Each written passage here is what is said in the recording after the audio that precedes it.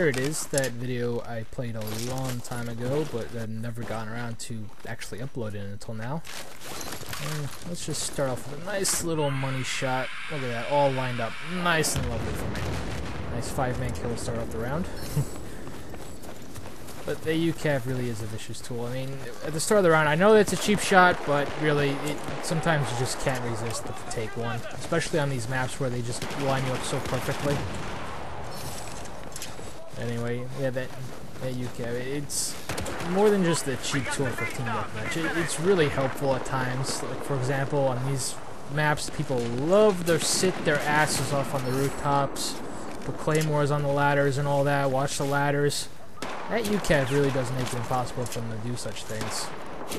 It keeps the fighting on the ground for them, which in turn keeps your teammates from being picked off and given score to the enemy team. I mean, it's kind of hard to argue against that, other than it's a little cheap, but yeah, so would sit it on a rooftop and pluck enough people come up the ladder. That's kind of cheap too. Just gonna put that out there.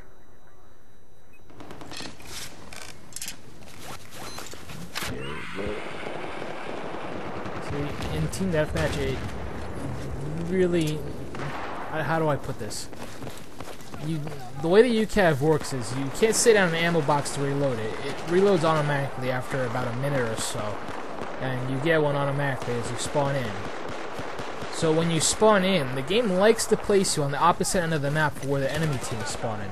So when you spawn in, you land one down, you put one to the other end of the map, and you'll find someone spawning in the enemy team. It's just that simple. Or if you know where someone's camping at, you can get them. Or if you just want a revenge kill because someone's going to be around your dead body still, it's a good way to get payback. See, there we go. Camper in the bathrooms.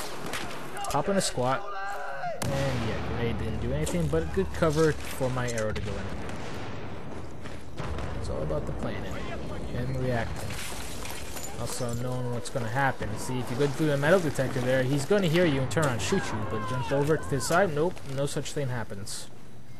But not always worked out very well, yeah. Sometimes preparation doesn't help out. I mean, yesterday I had a few rounds where it was just the hit detection was so horrible. You can see the vapor trail of your shots going through people's chest and you won't get any hits. It's just, ugh. And there we go, camper on the wall, UCAV the solution. Big map is also very helpful too. Also, it lets you know sometimes when people are flanking, and as I said in the last game, audio helps out a lot too. Hear someone in the crate, open door, and pop right in the butt. But some people are just used to taking things up the butt. Others take things up the butt unwillingly and get angry at you and send you tons and tons of messages. I think yesterday I was being harassed by a guy that speaks nothing but Portuguese. Some lovely video messages off of that. Maybe I should upload that later. I mean, someone can translate for me. I mean, I know what puta means, and I know what noob means. But when you combine noob to a lot of deaths by bow, that's where things get a little hazy. And finally they enabled the ability to track people throughout rooms again, because I remember when Battlefield 4 first started, if someone left the room, it was impossible to locate them afterwards. Nothing like Battlefield 3 where you can find them in a heartbeat, but now it's back again where you can find someone pretty damn easily. But me being hardcore, I don't really need that feature now anyway, since there's limited room numbers. It's not that hard just to find a room. Unless they completely change game modes, in which case, yeah, the solution would be to look it up. I don't remember if I made that shot. It's been a while since I've seen this video, and I haven't watched a full playthrough of it yet until I'm doing this commentary on it. I remember there were some pretty nasty shots, but I know there's always going to be fail moments when you're using a bow. I mean, you're not going to land every shot possible, and suppression does make it a bitch. Now, the suppression, I'll go on for that for a second. The suppression is... that's something I like to see in Battlefield. I believe I mentioned it in a few videos for Battlefield 3, but it's just not something that belongs in competitive gaming. It makes... you blur out the person's screen and you make the shots go not where the gun's pointing. It makes the result basically like winning the lottery. Not that extreme, but it's chance on whether your bullet's going to hit or not. Now I noticed that when you're using weapons like the bows or the sniper rifles, it's always the first shot that gets thrown off when you're suppressed. But after that, for the second shot, it always seems to go right back to where the gun's pointing at. Now if you know, hey, you just fire the first shot, do a little dance until you're ready for the second shot, and make sure that second one's right on them like before, like you normally would. That was a tight UCAV shot. Not tight as in amazing, but tight that was like the lowest curve that UCAV is possible with. Little bitch on the ceiling? Oh, no more. Shot in the butt. Probably a bunch of low ranks in this room, but yeah, rank doesn't really mean squat in a game like this. I mean, you can have people that, well, clearly the amazingly skilled people are going to get ranked pretty quickly, but you can have people that have like 2,000 or 3,000 hours played, and they'll be the same rank because they just got it purely from time played. Boom. Check the map for the Doritos, and go at it. Keep in mind, those maps don't show someone unless they're like actually spotted.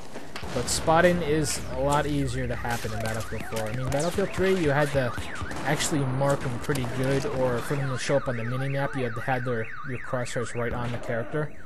In this game, it's pretty much, if they're on the screen, they're going to be lighting up for you on the map.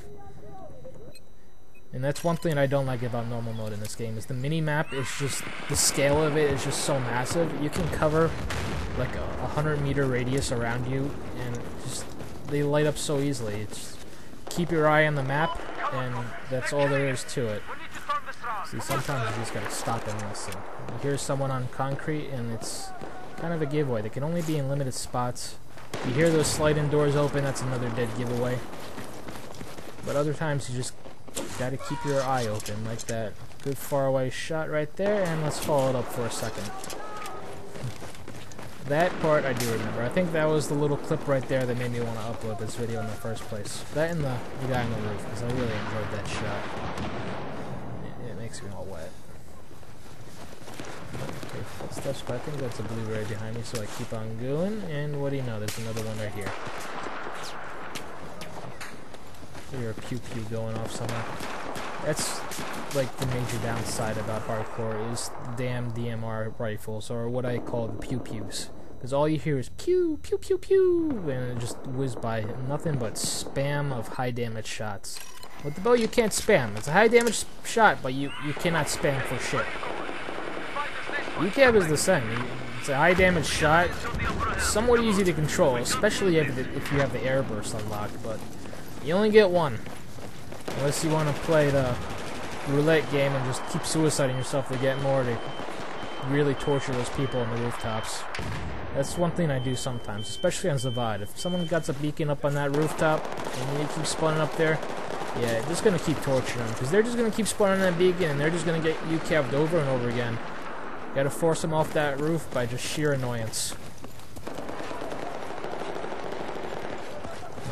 I think this, maybe this video isn't as old as I thought. I can speak. Yeah, I remember not too long ago I changed the paint on this bow to what it is now. Well, maybe if I pop the scoreboard back up, I'll see what the rank is. But I think right now I just turned 138 yesterday. It's another drawback about team deathmatches. It's enormously slow to build up rank compared to what you would in Conquest. But it's nowhere near as much of the clusterfuck as it is with Conquest. Sometimes the spawning can get a little atrocious here, but then again, it can get very atrocious in Conquest. Oop. I was just taking a lucky guess that someone might be down there, and sure enough, I heard the footsteps a moment too late. Waiting for him to come around, but if I remember right, it doesn't actually happen. I think he blended the building. Oh, wait, no, he got it. Dead body on the ground. I see dead people. Keep your eye on the map and go for the miss. Sometimes it's a little confusing how the arrows can miss, and other times you pretty much like, I can't believe I pulled the trigger for that shot right there. Because with the bow, you really gotta pick and choose when to fire. You don't get many second chances with some people. I mean, occasionally you get a blueberry that'll just stand there, or a blueberry or Dorito that'll just stand there and shoot you and miss like hell, wondering what the hell they're shooting at, but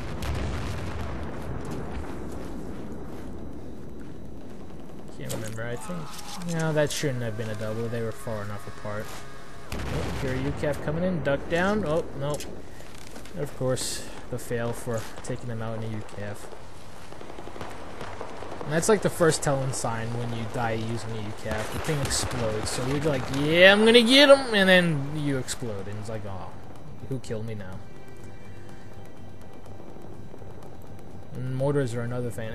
I don't know why they changed the mortars from Battlefield 3. I remember, you guys all know, you had to sit right next to your mortar when you're using that damn thing. There was no safety. But in this game, oh, let's just plop it down, run away, and use it from a camera. And you got two choices there. You can either destroy the mortar and let the guy know exactly where you are, or you can try to find the guy hiding. Well, like I said yesterday, they usually hide in a very obvious spot. Some people will go for more concealment or in areas where the enemy don't usually traffic. But for the most part, yeah, you just check the corners, check underneath things. Maybe little boxes where your body can hide halfway through, and I really deserved that death right there. I was stupid. I was trying to get the last kill, running out in the middle of the open like a retard, and tossing that thing off in, and it got me shot by a little pew-pew, if I remember right. I didn't even look to see what weapon he shot me with. But anyway, let's see if I can get some live commentary footage for you guys. I'll try to get that done.